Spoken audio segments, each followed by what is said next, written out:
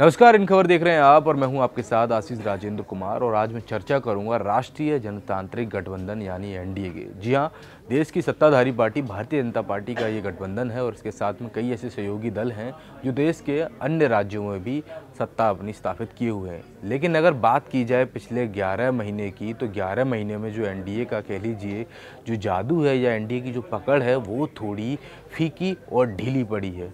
क्योंकि पिछले 11 महीने में एनडीए ने बड़े 4 राज्यों पे से अपनी सत्ता का जादू या कह लीजिए अपनी सत्ता को गंवाना पड़ा या उनके हाथ से वो 4 बड़े राज्य निकल गए हैं। जैसा कि आप सब जानते हैं कि महाराष्ट्र में भी एनडीए का गठबंधन जो शिवसेना और भारतीय जनता पार्टी का था वो भी टूट गया है और अब शिवसेना, एनसीपी और कांग्रेस के गठबंधन के आधार पर महाराष्ट्र में सरकार बनने जा रही है, जिससे कि एनडीए को बड़ा झटका लगा है।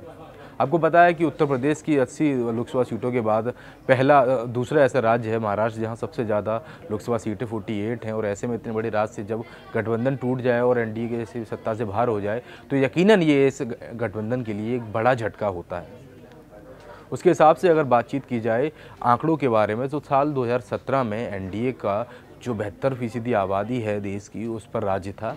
लेकिन अब ये अगर पिछले 11 महीनों के हिसाब से देखा जाए तो महज 41% आबादी पर तक ही सीमित रह गया है। तो ऐसे में क्या ये सवाल उठता है कि मोदी लहर का जो जादू चला था 2014 से शुरू हुआ वो धीरे धीरे कम होता हुआ जा रहा है।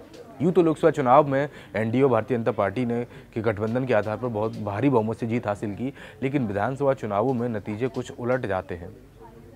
यूँ तो तमिलनाडु में एनडीए बीजेपी की सरकार के साथ है, लेकिन विधायक तो इनका कोई भी नहीं है वहाँ। अगर बातचीत की जाए इस ज़मीनी स्तर पर एमएलए के बारे में तो कहीं ना कहीं एनडीए के लिए ये बहुत बड़ा झटका है। महाराष्ट्र और मध्य प्रदेश और छत्तीसगढ़ जैसे राज्यों से एनडीए को अपनी सत्ता गंवानी पड़ी है।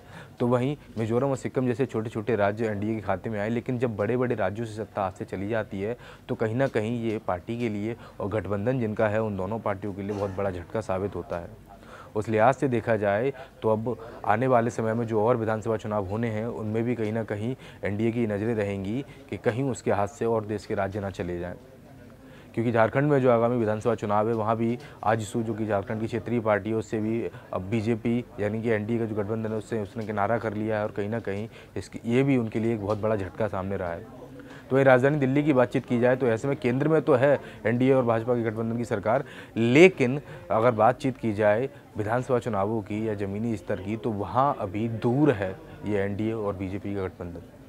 तो यकीनन आने वाले आगामी जो विधानसभा चुनाव है अन्य राज्यों में वहाँ अब एनडीए को यानी भाजपा और उसके सहयोगी दल जो हैं उनको थोड़ा संभल के काम लेना होगा और संभल के अपनी नीतियों में बदलाव करना होगा, ताकि जो 41% का आंकड़ा है ये अगर नीचे ना गिरे बल्कि इसको बढ़ाने का जो दारोमदार है वो एनडीए के सहयोगी दल और बीजेपी के ऊपर रहेगा। 17 राज्य ऐसे हैं जहां एनडीए के मुख्यमंत्री हैं, जिनमें से 13 राज्य में बीजेपी के मुख्यमंत्री हैं, 4 राज्य में अन्य सहयोगी दल जो एनडीए से जुड़े हुए हैं यानी बीजेपी से जुड़े हुए हैं उनके हैं। तो इस तरीके से 17 राज्य देश के हैं वहाँ एनडीए की फिलहाल सरकार है, लेकिन जो गिराव गिरा है पिछले 11 महीने में वो बाकी चिंताजनक है इस गठबंधन के लिए।